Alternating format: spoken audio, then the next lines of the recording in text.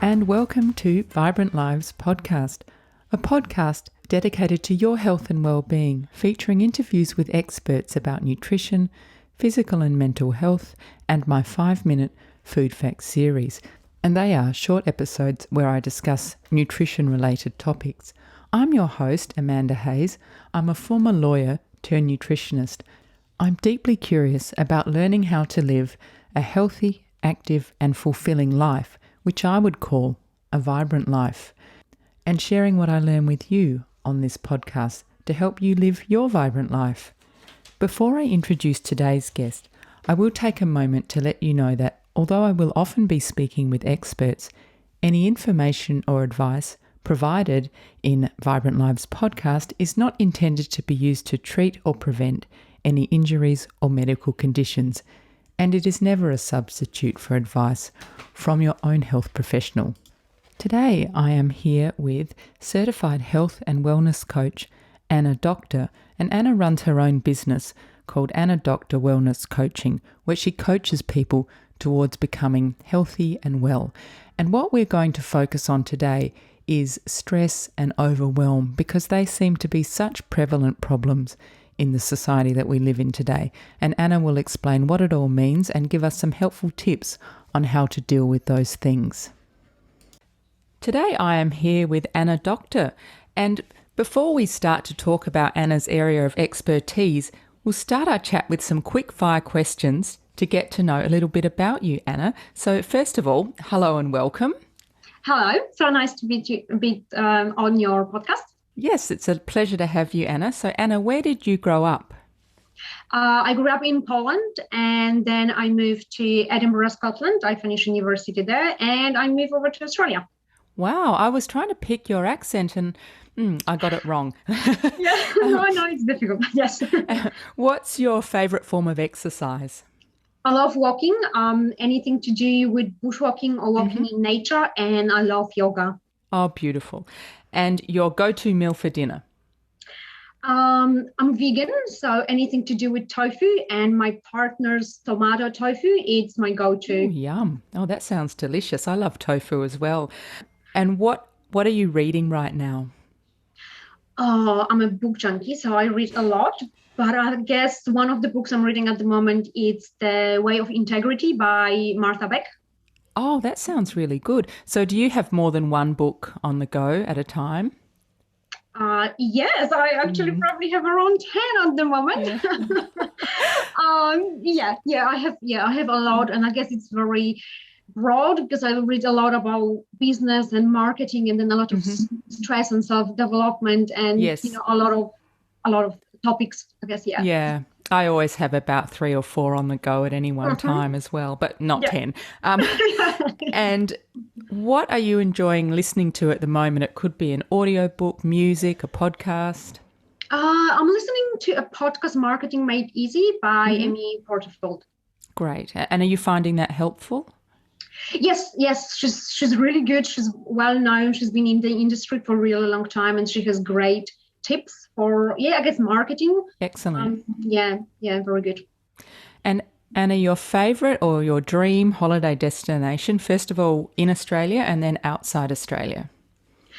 In Australia, I would say the Kimberley region in WA. I've been traveling across Australia, but I don't know WA that much, and Kimberley, that's definitely on my list. And outside India, I've wanted to go to India for a while. I also want to climb Kilimanjaro, and I would love to visit Bhutan. Yes, I'd love to visit Bhutan as well. It's a bit tricky at the moment, I think. I think travelling in these COVID times, you really need to pick somewhere where they've got good medical facilities. Yes, definitely. I think it's not really easy to get to Bhutan in general, because, there is a long list to get the visa and everything. Yes. But I think that I will probably wait for a little bit until it gets a little bit safer. Yes. In terms of traveling. Yeah, no, I totally agree. So, Anna, I was reading about you on your website, and I recognised a pattern that's really common to many of the particularly women I interview who are now working in the health and wellbeing space. So you started out in a corporate job, conforming in a way to what society and others expected of you. And you worked really hard, but ultimately you felt unsatisfied. And this and other issues eventually prompted you to find what you really wanted to do. So can you tell us, Anna, about that progression for you? So how did you go from working in a corporate world to becoming a certified health and wellness coach? And what were some of the prompts that made you take that change? Yeah, thank you. Thank you for that question, Amanda. Yeah, I actually want to acknowledge that we often need something to push us a little bit to make a change. Mm-hmm. And I guess as long as we can take those events and change them into an opportunity, then whatever happened, we can learn from it. And I think that's what happens to a lot of us. But yeah, it's like you mentioned, I was working in corporate world. I was, climbing the corporate ladder. I also had a side hustle thinking, okay, that's my purpose or meaning, so renovating house and, juggling so many things in there. But I guess the more things I was doing, the more unhappy I was. I was probably mostly angry and frustrated and was not finding joy or not finding myself in any of it. And I guess things got even worse because it's not only that I was living in a constant state of stress and overwhelm and feeling the pressure. I developed depression and anxiety. I went through very challenging times with my family. I lost my dad and I developed PTSD. And things got very, very dark. It was very hard to show up as myself, I guess, in the world. So I always had that thought at the back of my mind that there has to be a different way. Yeah. There has to be a way to get myself out of it. And I love knowledge. And I start researching everything I was able to get my hands on around behavioral patterns, habit formation, why we procrastinate, why we, what motivates us, what are our desires, and a lot about nutrition and how food impacts our energy levels, how it impacts our mental state and physical state, of course. And anything I was able to learn around stress, where stress comes from, why we stress, why we overwhelm, what are the stressors, and the biggest one, the impact on our health, our mental health and our physical health from stress. And again, I start implementing everything I learned, and I believe that knowledge is only power if you use it. That's correct, yes. So I was, implementing different morning routines. I was looking into my coping mechanisms with stress. I took alcohol under control because that was a really big coping mechanism for me. Again, I start exercising, I start implementing body movement, and I start learning a lot about the body and mind connection and how that impacts, again, me and my mental health, my physical health.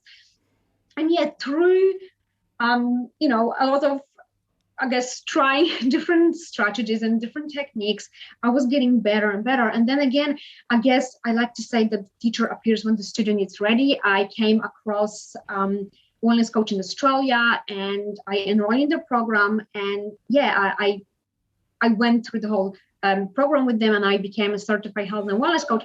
And I changed my career because I realized that there are so many of us, it's not only women, because men are in this situation, who are struggling with stress, with overwhelm, with all the demands, and it's very hard for them to cope with them, but it's very hard for them to find passion and meaning in their life. And I opened Anna Doktor Wellness Coaching because I believe that if we live in our optimal health and well-being, we're able to achieve anything. Yeah, thank you, Anna. Thank you also for sharing your story with us and being so open. I think you're right. There are so many of us living in a state of stress and overwhelm. Yes. But it's still very brave of you to take that step and actually change your career, because it can be quite difficult to leave a secure, steady, well-paying job and plunge into the unknown, really. Yes. Yes, Yeah. you're right. So you said you studied with, what was the name of the body you studied with? The Wellness Coaching Australia. Wellness Coaching Australia. And so these days you specialise in many things, but particularly in stress and overwhelm. So I thought a really good thing for us to do would be to set the scene and understand what those terms mean before we talk about them a bit further. So Anna, can you explain to us what stress is? What's the definition of stress, and what do you mean by stress when you talk about it? Thank you for the question, Amanda, because I strongly believe we need to start with the basics. We need to have a clear definition what stress means to us, because then we can find strategies to deal with stress. Of course, stress comes from physics, and it means that there is a strain or tension on our physical or mental or emotional state. And it mostly means that we're faced with a change. There is a demand for change. And in our way of thinking, or the way how we perceive things, we think that demand for change exceeds our resources. Mm-hmm. But also, what I like to tell everyone is to develop their own definition of stress, because what stress means to you, it does not mean to me. And what is stressful to you does not mean that it's going to be stressful to me. So if each one of us can have their own definition of what's stressful, then it's going to be that much easier to cope with stress. But I also want to mention that going back to basics, stress is a biological response. And it is, it's been developed 100,000 years ago. It was a survival mechanism. So we also need to think about stress as the biological response, the stress response, the flight or fight response, because that all will have impact on why we feel stressed. And of course, what we perceive as a threat in today's world, I guess. That's really interesting. I like how you said everyone might have different causes of their stress. So what is stressful for me might not be stressful for you. So it's good for people to understand that. Do you see amongst your patients or clients some common causes of stress? So yes, because stress comes from the outside. So anything that, something like, I don't know, a work or finances, maybe our family situation, maybe we're looking after an aging parent, that can bring stress in our life. So that will be the outside stress. But then stress also comes from the inside.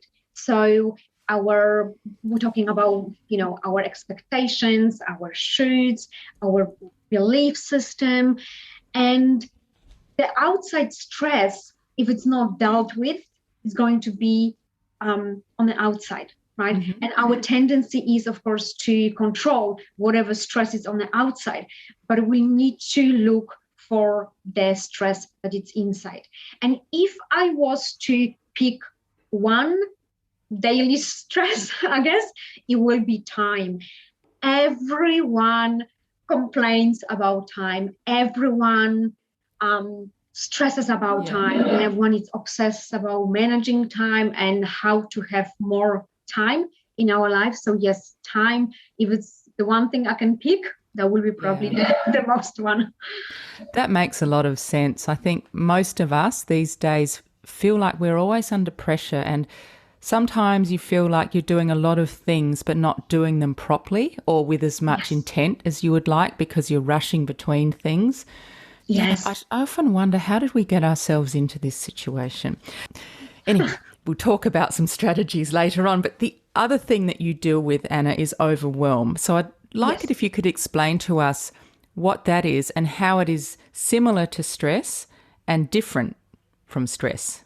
Yes. So quite often stress and overwhelm happen together, right? So we might be stressed because we're overwhelmed, or we're overwhelmed because we're stressed. But if stress is, demand for a change and it's a biological reaction, then overwhelm is a state where we think that we have so many things to do. We're, of course, busy, but there's so many things we need to attend to, but we don't have enough resources, either time or energy, and we're getting ourselves in the state where we can't control. So, of course, our tendency is to have control, especially, the outside control. Yep. And overwhelm is when we don't have that control, or we don't feel that we're in control of the situation. And now when we get into overwhelm, we're actually going more into a so-called survival mode, Right. which means that we are reactive. It's like you said, we're overwhelmed, we have no time, yet we want to do more and more things, and we're getting ourselves to being reactive because we're dealing with everything that is thrown our way. But then at the end of the day, we can't really see tangible results because we're overwhelmed. And of course, overwhelm comes with lack of time, and then we're stressing because we don't have time. Yes, so they're very much interlinked. I can see that. Yes. And then if someone is stressed and or overwhelmed, how does that manifest for someone? What are the symptoms that come from that? So how do we know if we're stressed? Mostly with stress, we can, of course, depending how we react to stress, we will have, mental stress. So we might be, overthinking, or we might be rehearsing our thoughts, or we might just be worrying about things that we shouldn't really be worrying about. So that will be a mental stress.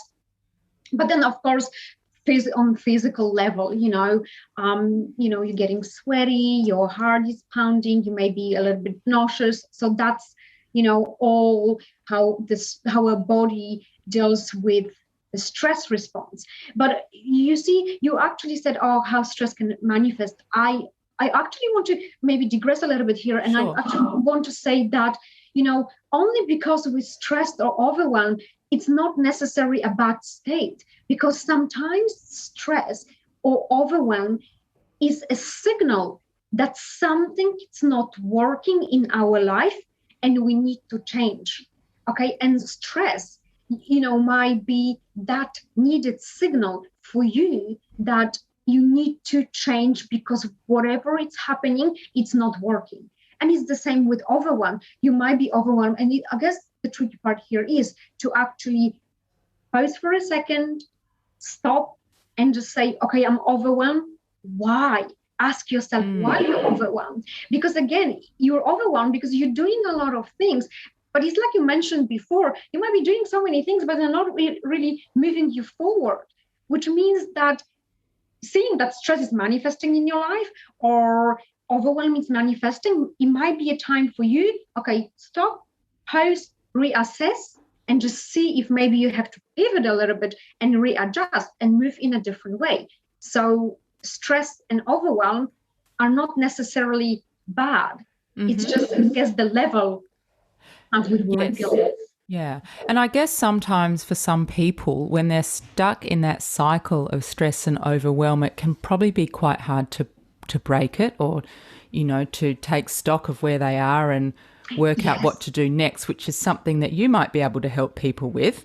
But before we talk about ways to manage stress and what you do, I just want to acknowledge that not all stress is bad. You gave the example that stress can be a signal that something needs to change. But also we do need a level of stress in our lives to motivate us to do things, to perform at our best. For example, if you're going in a running race, you feel nervous before you do that kind of stress. So, Anna, is there a sweet spot or a good amount of stress? Yes, it's so important. Thank you so much for bringing that up, because everyone complains about stress and we're saying how stress is bad, but not all stress is bad. Of course, we need a certain level of stress in our life to get us motivated, because, sometimes we won't do anything, right? So of course, stress, and like you mentioned, to achieve greater things, to break records, we all need, the chemical reactions that happen in our body during stress. And again, stress, we might define, for example, an event like getting married as a stressful event, but it's bad. No, it's a joyful moment. It's a very happy moment. So we definitely need certain level of stress in our life. So it's not all bad. And I wouldn't say that there is a sweet spot, or Right. because everyone will be different. Because again, I might find certain things stressful, but you might not. But I would say that we probably need to look at resilience. Okay, because depending on your level of resilience, that sweet spot will be different. Because the more resilient you are, the better outlook you will have on life. You'll be able to cope with whatever challenges that life throws at you. So again, you'll be able to cope with maybe greater state of stress because you're more resilient. And again, when we talk about stress, we really need to divide stress into the acute stress, chronic stress. Because acute stress is a one-off event, like you said, maybe having a test or going for a run, like a marathon, right, or anything like that. So it's acute stress. So it's a one-off event where, again, because stress is a biological response, our body prepared us for it, and our body prepared us to deal with a short burst of stress. But unfortunately, nowadays, most of us live with so-called chronic stress, which means that maybe it was a one-off event, but now it's in the prolonged time, and we are in the stress response for a really long time. And now we're talking about different chronic illnesses, immune system is weak, autoimmune illnesses, of course, or depression or any mental disorders or anything like that. That's, of course, when we talk about chronic stress. Yeah, that's interesting, because with chronic stress, basically the stress response doesn't get switched off. Yes. So the body's in this flight state. And as you say, that can have biological impacts and long-term impacts on health. But yes, of course. Let's go on now and turn to something more positive and talk about how we can manage stress. So, Anna, if someone comes to see you and they're in a stress state and they want some help to manage their life and find their energy again, where do you even start? I like to start again with the basics. So we need to understand on individual level what stress means to you, where stress comes from. And quite often, you see, we're not even realize that we are stressed, or we think that maybe job it's bringing us stress. But then the deeper we go, the more underlying causes appear. So I like to start there. I like to start actually recognizing, because coaching is all about self-awareness. So first we need to realize where the stress comes from, what is making us stress, and then we can build a vision, because we really need to know where we're going. We need to know the destination, because otherwise, how would we even know that we got there? So we then build, again, it's a coaching, so we build goals, behavioral goals, to get you from A to B the quickest way possible. So to start with, you say you find the why, the cause of the stress. And that must be really interesting, because as you alluded to, it's not always what people think it is. And I guess in order to treat the stress, you really have to understand what you need to treat. So the why. And then you talked about having a goal or a view to work towards. So what are some of the strategies that you use to help people, move forward and help them achieve whatever goal or outlook that they want? There are probably a few strategies. I tap a lot to neuroscience. So I love anything where we talk about brain, and we can use different productivity hacks and definitely work around time, because again, underlying cause for a lot of stress, it's time, because we think we don't have time. So we kind of need to address that. But I also deal with I do a lot of work around mindset. And I love to use cognitive behavioral therapy and their tools and their strategies, because, again, we need to tap into our mindset because most of our stress comes from inside. And yes, and what I love about coaching is that we're getting into action with, so we creating behavioral goals. So we're creating action steps around our day-to-day behavior to move us towards our vision. So Anna, it sounds like what you do is very practical in that you give people goals and actions to take to change their behaviour. Yes. And just before I talk a little bit more about that, I just wanted to ask you, do you have a typical type of client, or is it just a huge variation? I wouldn't say a typical client, because each one of us is different. However, there are common themes around stress, I guess, and mostly, yes, of course, it's time, but also a lot of stress around weight and weight management, body image. That's a really big stressor as well. And there are a lot of clients who came for help. I guess, they come because, they want to lose weight. And that's what they think, that's where we're going to start. But then, when we actually go deeper, then we're going to all the other underlying, causes of stress and overwhelm. But those are, I would say, like common themes. That's so interesting, because coming from a nutrition background, through all the study I did, I often thought probably the most effective way for people to lose weight is not, what they eat obviously is important, but it's more, I think, about mindset and knowing what their triggers are and having some strategies about how to eat well. And it's very interesting, isn't it? So Yes. And I want to say here it's very important also because, either way we look at it, we have very close relationship with food, and we have very emotional relationship with food. And now it really depends, going back even to stress, like, are we using food as a stress coping mechanism? Because if we are, then we can tap into it. We can understand where it comes from, whatever needs or desires we have that are unmet, and, go back into that. But then we can use nutrition and we can use food to help us to overcome the mindset blocks which maybe are manifesting in our body through weight. Yeah, look, that to me is so fascinating, I think, and such an important area where I think a lot of good can be done. And so one of the things, just backtracking a little bit, you are very interested in the mind-body connection, which is coming through by what you're saying, and you're passionate about it. And as we've alluded to, it's becoming more and more understood, the link between the mind and our physical health and our physical condition and our mind.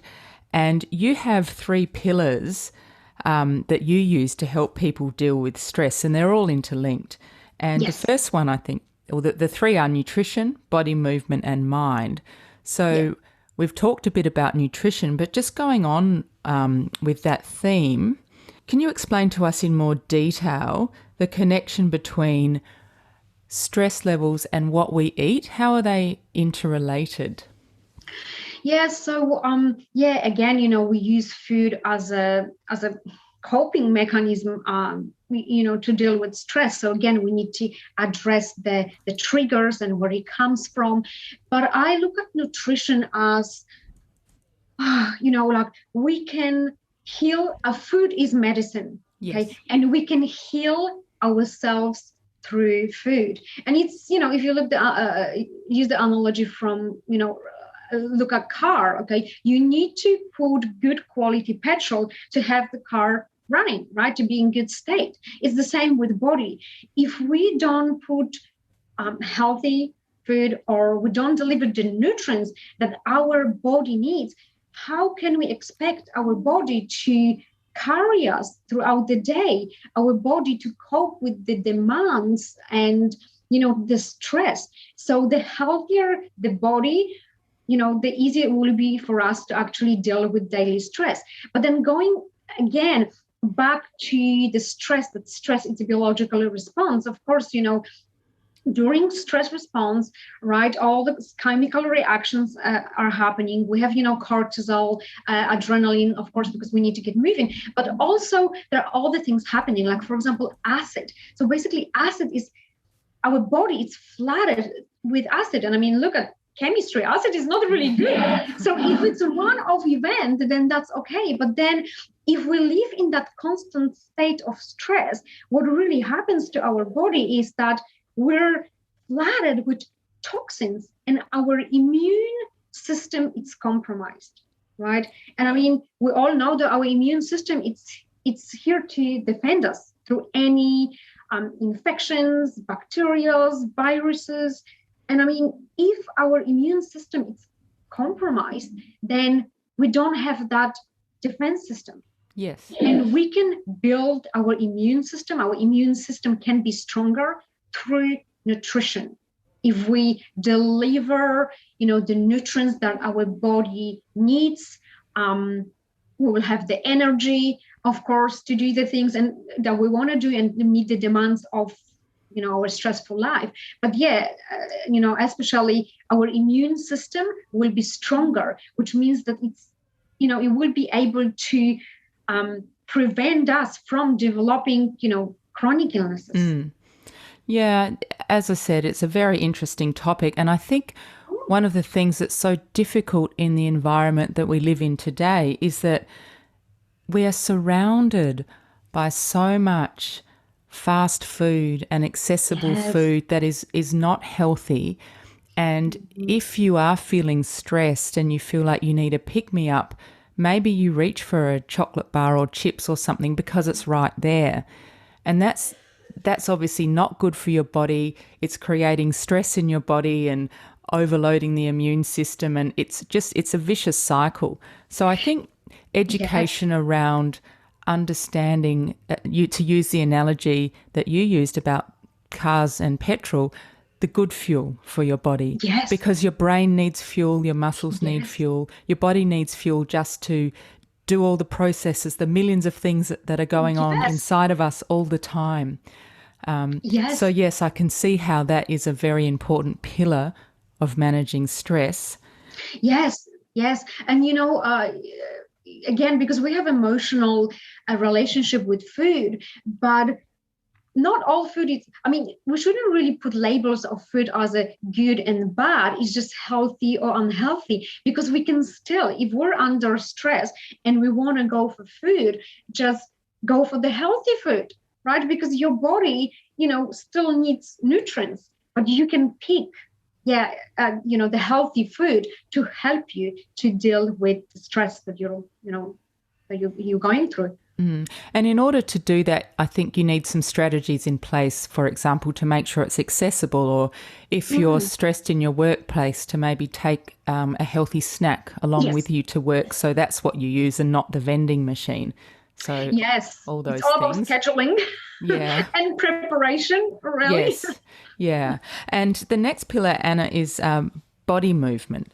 So can you talk to us about how movement and exercise is important in managing stress? Yeah. So our bodies were not designed to be stationary. We're not designed to be sitting, for prolonged periods of time. We need movement. And I love to say that energy creates energy, which means that the more we move, the more, of course, healthy we will be, but the more energy we will have to meet the stress or the overwhelm or whatever demands we have in our life. But of course, there are so many good benefits of exercising, your body is stronger, your bones, your muscles and everything. And of course, the endorphins. But going back to what stress is physiological reaction. And to interrupt any physiological reaction, you can do it only by another physiological reaction. So high intensity exercise, especially when you're stressed, or maybe, you had argument with your colleague, okay, then just, to sit down and meditate, probably it's not going to work, right? But if you go for, a walk, or, even walk the dog, or for a jog or anything like that, all those chemical reactions going to happen in your body. Your endorphins going to be released, and you're going to be able to stop the stress response right there. That's great. I love your saying energy creates energy. Yeah. I mean, just from a personal experience, that is so true. I always feel much better after I've done something active. Yeah, because energy creates energy. And a lot of people just say, oh, I'm tired. But like, you are tired because you're not moving. And then once you get moving, then you just see, oh gosh, this is so easy. I don't know why I didn't get up earlier and went for a walk or something. So energy creates energy. The final pillar is our minds. Yes. So this is quite a big topic. So I know it's probably hard to summarize it in a concise way, but how can changing our beliefs about ourselves help us manage stress? Yes, mindset is really, it's a great topic, of course. And I would say it's a pivotal pillar, because I like to, you can summarize everything in one statement that Henry Ford said, and I love quote him, because wherever you think you can do it or you think you can't, you're right. And this is it. It's that understanding that you can manage stress, that resilience you may have, or changing the way how you perceive yourself and you perceive the world is honestly it's a difference between being healthy and not being in your optimal state of health. It's so important, because again, going back to the mind-body connection, whatever happens in your mind, there is a response in your body. And whatever happens in your body, there is a response in your mind. So aligning your mind and body, it's so important, because that's really the tool. If you can master your mind and look at the positives and looking for the empowering thoughts to get you moving, that's the difference, I would say, between being healthy and living in your optimal state of well-being, or not so much. Anna, that the way you explain that makes perfect sense, but I think it's easier said than done. Like for some people, it's very hard. So is that something you help people with, to find the things that they feel, to make them feel good about themselves? Yes. Oh gosh, it's just I'm very passionate about it. And it's so easy to talk about it, but it's very hard to change. Because if you think about depending how old you are, that was how many years you were building your belief system. And now we all want gratification straight away, so we want our mindset to just change like that. But it is a process. It's a lengthy process. And again, I would say the first step is awareness, because quite often we're not even aware that our thoughts are not that healthy, that some belief that we have, that we develop maybe in our childhood, is actually keeping us stuck in that state. So yes, of course, overcoming mindset roadblocks is a big part of my work.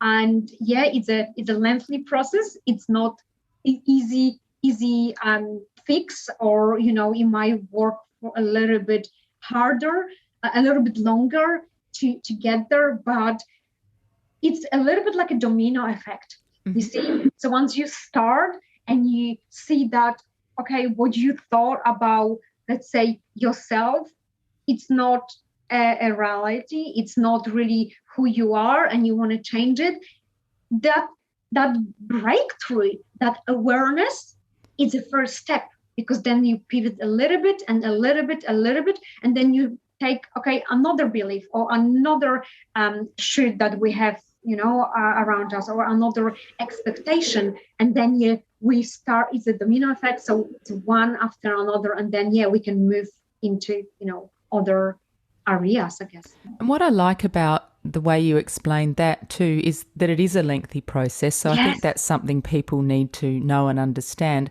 And I imagine that it's the kind of process that most times probably needs someone like you, a third party, to help, because I think it's, if people are stuck in a certain way of thinking and perhaps have negative perceptions of themselves, unless someone else challenges that, how will they change? Yes.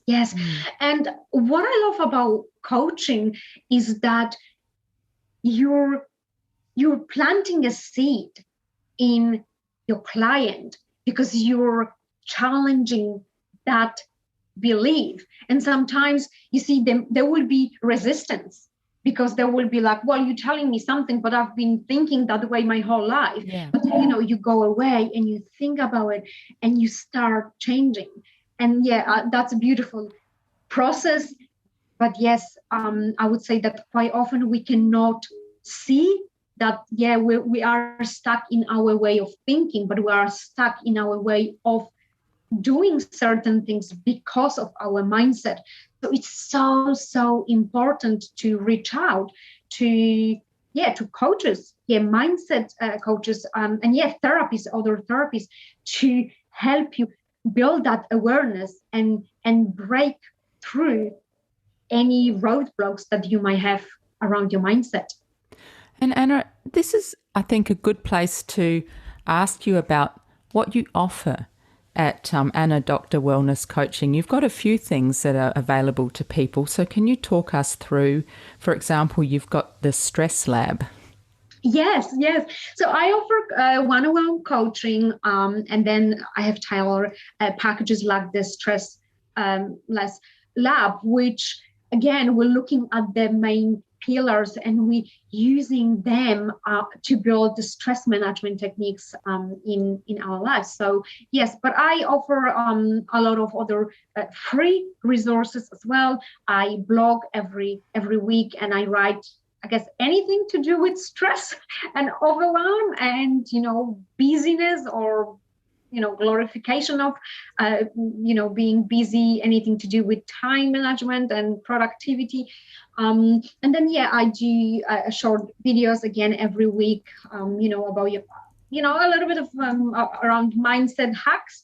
And then I have newsletters. So again, and I have free resources.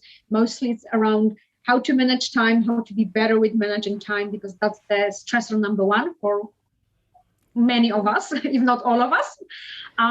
So I would invite anyone to go on my website and access those information there. Excellent. And I'll put links obviously in the show notes. Anna, you're based in Brisbane, is that right? Yes. So do you do Zoom or video conferencing for people that might want to see you who are not based in Brisbane? Yes. I actually, at the moment, and I would say mostly because of the, I would say pandemic, but the uncertainty basically. But I work mostly online and through Zoom. It's a video call. Of course, it's not as good as you see in person, but I think the reach it's greater, and I'm able to connect with more people from really all around the world. And again, it takes the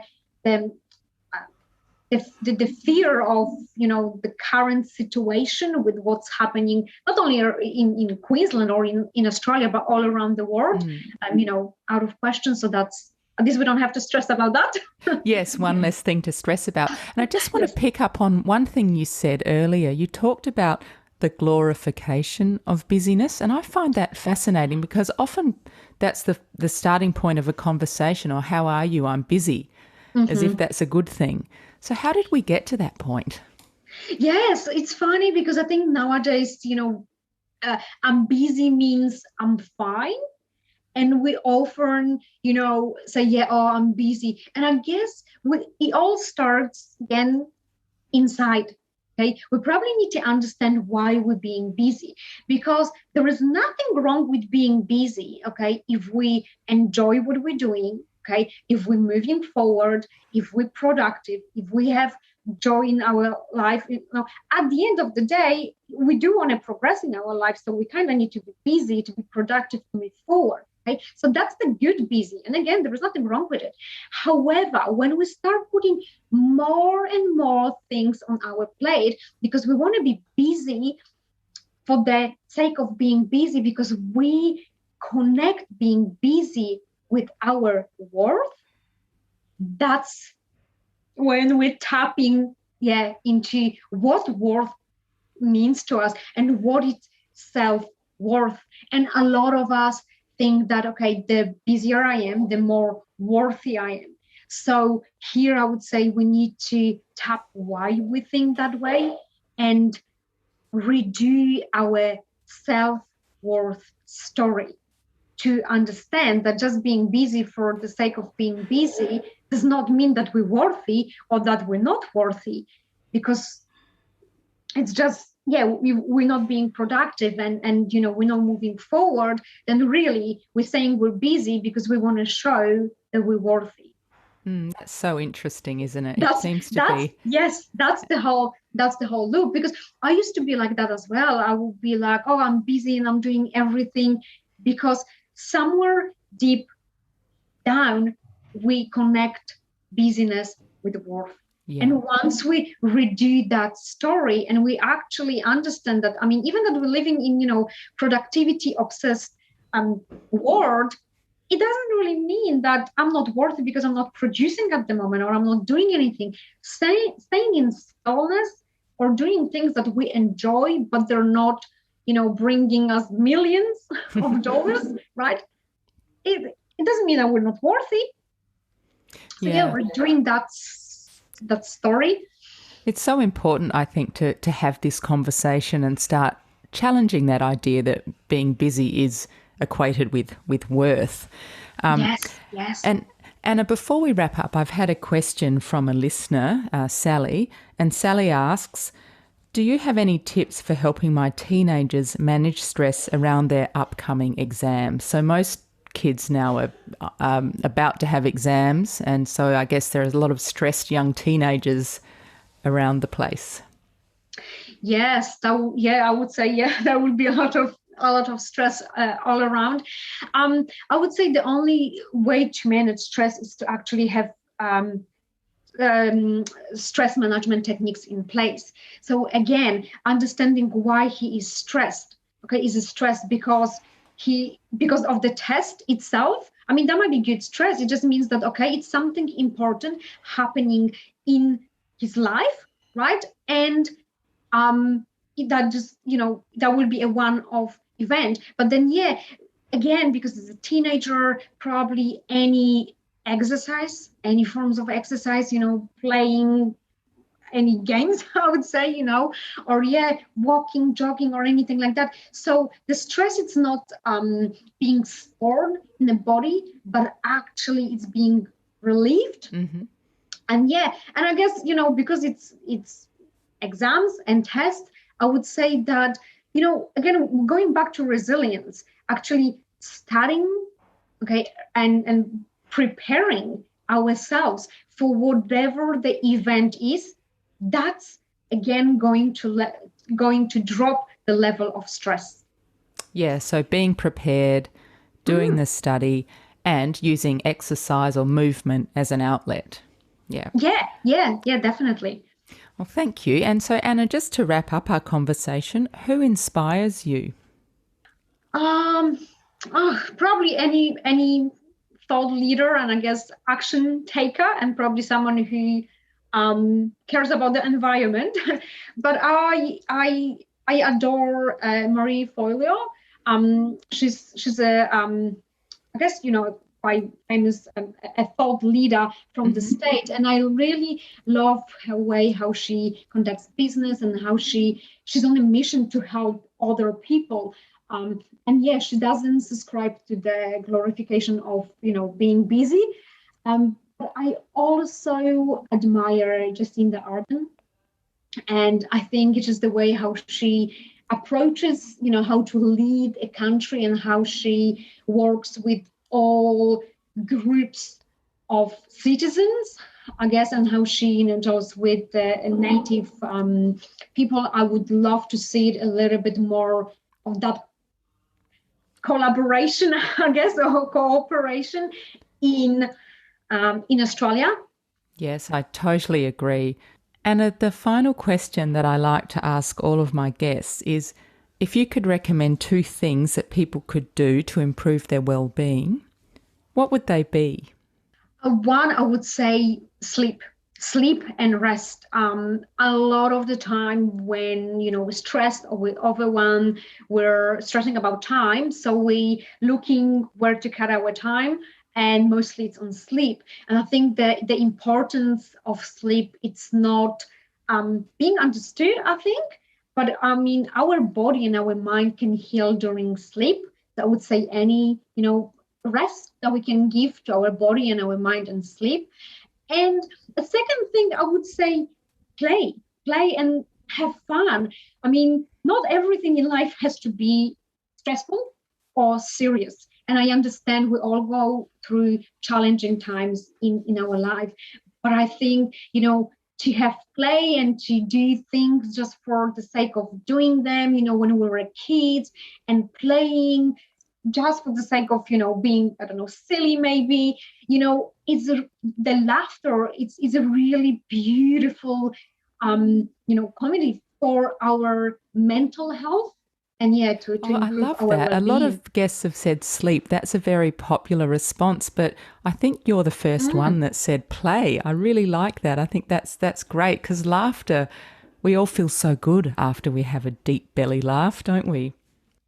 Yes, and again, you see, when we laugh, of course, the endorphins and everything. But when we do something for the just for play and for joy, and we don't look for, what are gonna be the consequences or what I'm gonna benefit from doing something, it's just so beautiful. It's just so simple, but it can really change our mindset, because it can change our I guess thinking, and we will look for more positive outlook on life. So even if something was stressful or challenging, we will be actually thinking, that's not really that stressful as I thought it would be.